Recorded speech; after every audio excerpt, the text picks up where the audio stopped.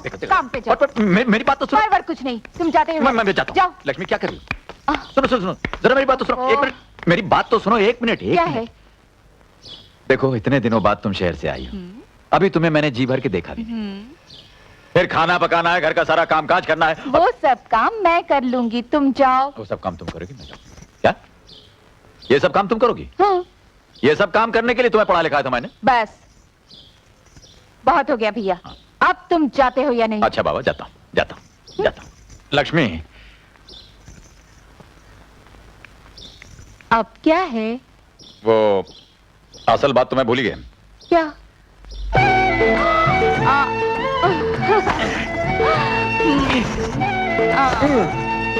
Okay, आई गो। अरे बाप रे, ये कहां से आ गई? भाभी माँ, हमको भी सिखा देना। देखो, अपने हाथ धोकर आई हूँ। अरे जा, नदी के ठंडे पानी में नहा के आ, गीले बदन 3 बार मेरी परिक्रमा कर, फिर सोचता हूँ तुझे सिखाने के लिए। जा, मैं अपनी लक्ष्मी से सीख लूंगी। लक्ष्मी से सीखने के लिए अकल की जरूरत होती है, कहाँ से लाएगी वो? अगर सीखने के लिए अकल की जरूरत होती है तो तूने कैसे सीख लिया? हाँ? ओके, आई गो। ओके, आई गो। चल बे, उठा अपना अनाज। हाँ मैं बाप, उठाता हूँ। जल्दी उठाओ अपना अनाज, चल।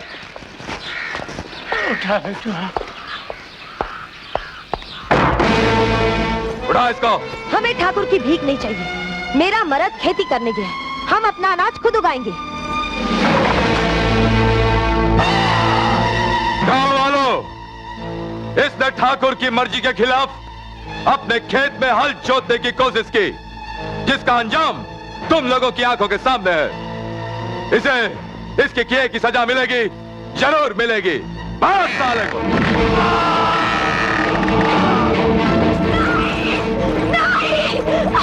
नहीं, छोड़ दो मेरे पति को, छोड़ दो मेरे पति को, छोड़ दो। नहीं, छोड़ दो मेरे पति को, छोड़ दो। नहीं, छोड़ दो मेरे पति को, मैं तुम्हारे आगे हाथ जोड़ती हूँ। छोड़ देंगे, जरूर छोड़ देंगे, मगर मरने के बाद क्रियाक्रम के लिए, ताकि इस गांव वालों को सबक मिले कि ठाकुर की मर्जी के खिलाफ कोई काम न करें। अरे मारो साले का सर पत्थर पे।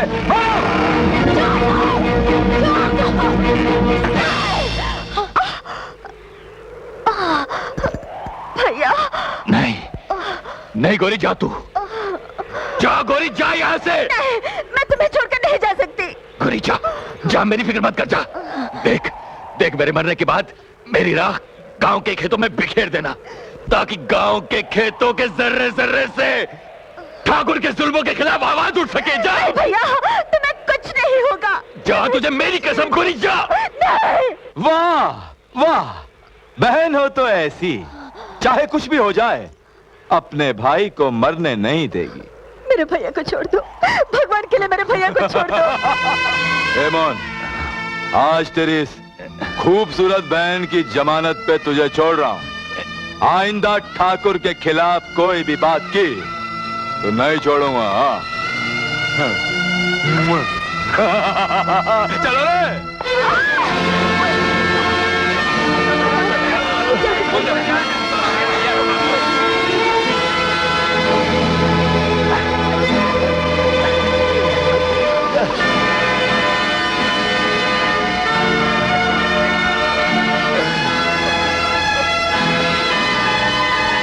ये सब क्या हो रहा था?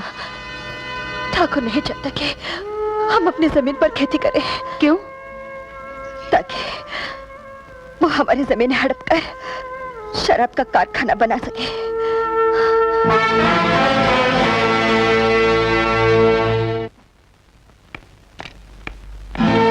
कौन हो तुम? क्या चाहती हो? मेरा नाम लक्ष्मी है। बाहर ठाकुर के गुंडे बहू बेटियों की इज्जत उतार रहे हैं, मासूम लोगों को सता रहे हैं, और आप यहाँ आराम से बैठे हुए हैं। बाहर की चीख शायद आपको सुनाई नहीं देती।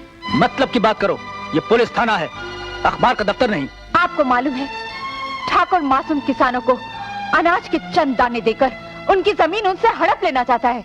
मैडम, शायद तुम्हें ये मालूम नहीं कि जमीन किसानों ने खुद अपनी मर्जी से दी है, ताकि वहां एक शराब का कारखाना बन सके, और उसके एवज में ठाकुर ने उन किसानों को हिस्सा देने का वादा भी किया है। किसानों को हिस्सा मिले ना मिले, लगता है आपको अपना हिस्सा मिल चुका है। Shut up! तुम्हें शर्म नहीं आती देवता जैसे ठाकुर के खिलाफ बोलते हुए? जब गांव के लोगों के पास खाने को एक दाना न था, तब ठाकुर साहब ने इन गरीबों के लिए अपने गोदाम खाली कर दिए थे। कहां थी तुम उस वक्त? आज आई हुई इन गरीबों की वकालत करने। देखो इंस्पेक्टर, फरेब और धोखे की इन मीठी मीठी बातों से मैं अपने गांव वालों को ठगने नहीं दूंगी।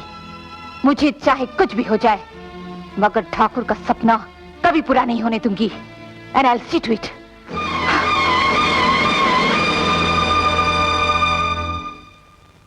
ये सब झूठ है, धोखा है, फरेब है, जाल है। आप लोगों ने अनाज के बदले ठाकुर को अपनी जमीन देकर अपने भविष्य को ठाकुर के यहाँ गिरवी रख दिया है। मगर ठाकुर साहब ने खुद अपने मुंह से कहा था तुम लोग अपनी जमीन दो, जब तक कारखाना नहीं बनता सबको अनाज मिलता रहेगा। ठाकुर साहब ने जो वादा किया है वो किसी कागज पर तो लिख कर नहीं दिया। तुमसे तो अनाज के बदले सादे कागज पर अंगूठे के निशान ले लेते हैं। कल अगर वो कागज अदालत में पेश कर दें और दावा करें कि इस जमीन पर उनका हक है, तो दुनिया की कोई भी अदालत तुम्हें जमीन वापस नहीं दिला सकती। मगर ठाकुर साहब ने तो यहाँ तक कहा था कि हम अपनी जमीन के बदले कारखाने के हिस्सेदार होंगे। हाँ, इसी भोलेपन की वजह से तो आप लोग ठगे जा रहे हो। अरे गरीबों को कौन हिस्सेदार बनाता है? मजदूरों को उनकी मजदूरी तो मिलती नहीं, हिस्सेदारी भला क्या मिलेगी? आप लोगों ने शिकारियों को दाना डालकर परिंदों को फंसाते देखा होगा। परिंदों को दाना तो नजर आता है, मगर जाल नजर नहीं आता। उसी तरह ठाकुर के अनाज के पीछे जो जाल है वो आपको नजर नहीं आ रहा। मैं आपसे प्रार्थना करती हूँ, अभी भी वक्त है, संभल जाइए, अपनी जमीन बचा लीजिए, अपनी जिंदगी बचा लीजिए। आज जमीन गई है, जिस दिन कारखाना बनकर तैयार हो जाएगा आप सबको गांव भी छोड़ना पड़ेगा। ठाकुर आपकी जिंदगी को कुत्तों की जिंदगी बना देगा। मगर अब क्या हो सकता है? अभी भी कुछ नहीं बिगड़ा। अगर आप लोग अनाज देने से इनकार कर दें और अपनी अपनी जमीन पर खेती शुरू कर दें, तो ये कारखाना कभी नहीं बन सकता। ठीक है, हम अपनी खेती करेंगे।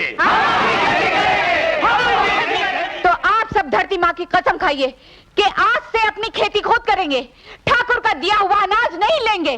हम कसम खाते हैं।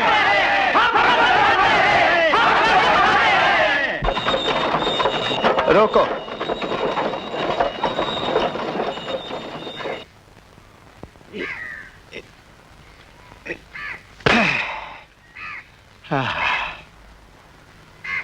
ये गांव वालों को सांप सूंघ गया क्या? कहां मर गए सब के सब हैं?